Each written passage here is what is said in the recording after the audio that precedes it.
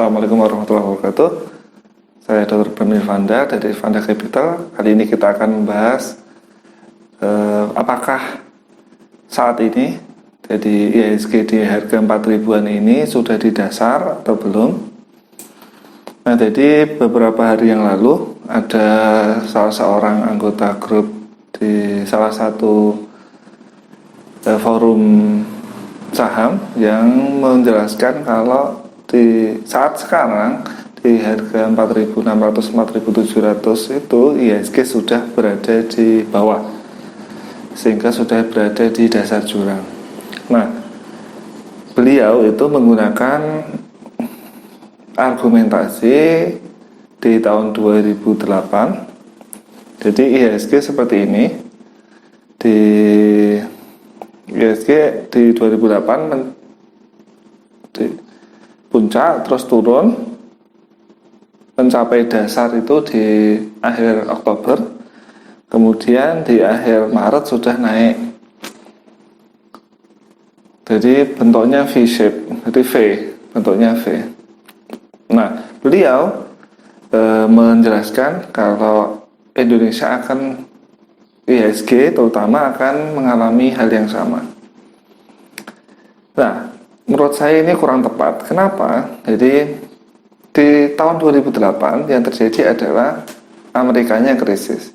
Jadi krisis properti di Amerika, subprime, kredit subprime itu menyebabkan Amerikanya krisis dan negara-negara Eropa krisis. Masalahnya adalah di saat itu Indonesia sedang jaya-jayanya. Jadi perekonomian baik. Jadi saya ingat sekali waktu itu bulan Oktober itu kita Lebaran, jadi Ramadan sama seperti Ramadan biasa, tidak di Indonesia sama sekali tidak ada berita krisis. Kemudian ketika libur Lebaran, krisis besar-besaran terjadi di Amerika karena bangkrutnya Lehman Brothers. Itu menyebabkan ketika selesai Lebaran langsung IHSG langsung anjlok. Nah, di saat itu tahun 2008 itu Indonesia sedang menikmati boomingnya komoditas. Jadi harga-harga komoditas sedang tinggi. Jadi Indonesia sendiri sedang tidak ada masalah. Masalahnya itu pusatnya di Amerika, Eropa, dan negara-negara maju itu karena krisis properti. Jadi yang terjadi adalah karena di Indonesia itu tidak ada masalah apa-apa sebenarnya. Jadi yang terjadi adalah V-shape. Jadi bentuknya V. Masalahnya adalah di saat ini Indonesia juga tidak seperti tahun 2008. Jadi bursa saham itu akan akan menyerupai, akan seperti perekonomian di negara itu. Bila perekonomian suatu negara itu bagus, maka secara normal IHSG atau bursa sahamnya akan bagus. Tapi ketika perekonomian suatu negara itu buruk, maka bursa sahamnya akan mengikuti. Nah, berikut ini ada beberapa contoh chart atau grafik dari krisis-krisis sebelumnya. Jadi ada krisis tahun 2000 atau dot-com bubble. Di dot-com bubble itu ini kita memakai indeks Nasdaq. Jadi indeks Nasdaq ini di Maret tahun 2000 mencapai puncak, kemudian mengalami penurunan terus-menerus sampai tahun 2002. Akhir 2002 baru berada di dasar, baru naik. Jadi perlu 3 tahun, hampir 3 tahun untuk naik. Terus berikutnya crash 1987. Nah, karena di crash 1987 itu sama persis seperti Indonesia. Jadi ini bentuknya seperti ini. Jadi crash 1987 ini Amerika sedang kondisi ekonomi sedang bagus. Jadi terus ada crash. Terus tapi karena kondisi perekonomiannya yang bagus, maka yang terjadi adalah V-shape, bentuknya V. Jadi di ini bulan Oktober di bawah, tapi bulan April sudah naik. Jadi persis seperti IHSG di tahun 2008.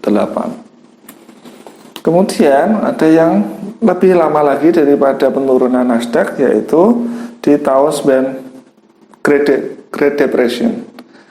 Ini dari kita lihat dari grafiknya Dow Jones di tahun 1929 itu menurun terus sampai dasarnya di 1932. Jadi ya, penurunannya sampai 4 tahun. Jadi 3 tahun ya. Jadi penurunannya sampai 3 tahun. Jadi ketika ada orang yang berkata kalau ini sudah di dasar jurang IHSG, kamu bisa beli saham, maka itu bukan suatu fakta. Itu merupakan asumsi. Karena apa? Ketika kita membandingkan IHSG dengan di tahun 2008, maka harusnya faktor-faktor atau apa yang terjadi harusnya sama dong seperti tahun 2008. Masalahnya adalah tahun ini kita berbeda.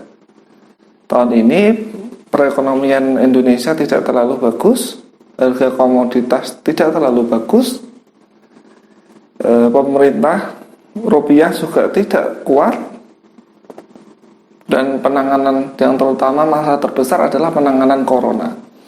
Jadi nanti ketika corona di Indonesia ini meledak ya, maka IHSG bisa akan mengalami penurunan lagi dan bisa jadi bahkan di bawah 3.500 atau bahkan di bawah 3.000. Jadi bagi teman-teman yang berniat untuk all out, bahkan ada beberapa di grup saham yang memakai margin atau uang pinjaman, sebaiknya harus sabar ya.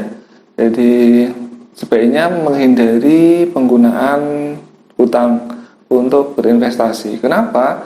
Ketika hutang nanti kita sama sekali tidak tahu apakah IHSG akan V-shape atau U-shape, atau apakah kita akan gini atau bentuk U atau bentuk Nike, kita nggak pernah tahu, atau gini kita nggak pernah tahu. Jadi karena kita nggak pernah tahu apakah IHSG akan turun lagi atau enggak, saya sarankan jangan sekali-kali pakai margin. Karena ketika nanti ada penurunan lagi, maka harta Anda bisa ludes. Jadi seperti itu. Dan tidak ada orang yang tahu IHSG akan sampai berapa. Bisa jadi sampai 2000-an. Jadi itu semua tergantung perekonomian Indonesia. Ketika ekonomi Indonesia bagus, maka IHSG akan bentuknya V atau V-shape. Tapi ketika perekonomian di bulan-bulan mendatang ini makin buruk, maka bisa jadi akan bentuk U atau malah bentuk Nike. Jadi seperti itu. Jadi IHSG itu secara normal akan mengikuti perkembangan perekonomian Indonesia. Jadi ketika ada yang membandingkan IHSG dengan tahun 2008, menurut saya sangat kurang tepat karena kondisi perekonomiannya sangat berbeda. Jadi seperti itu. Semoga bermanfaat. Terima kasih atas perhatiannya. Assalamualaikum warahmatullahi wabarakatuh.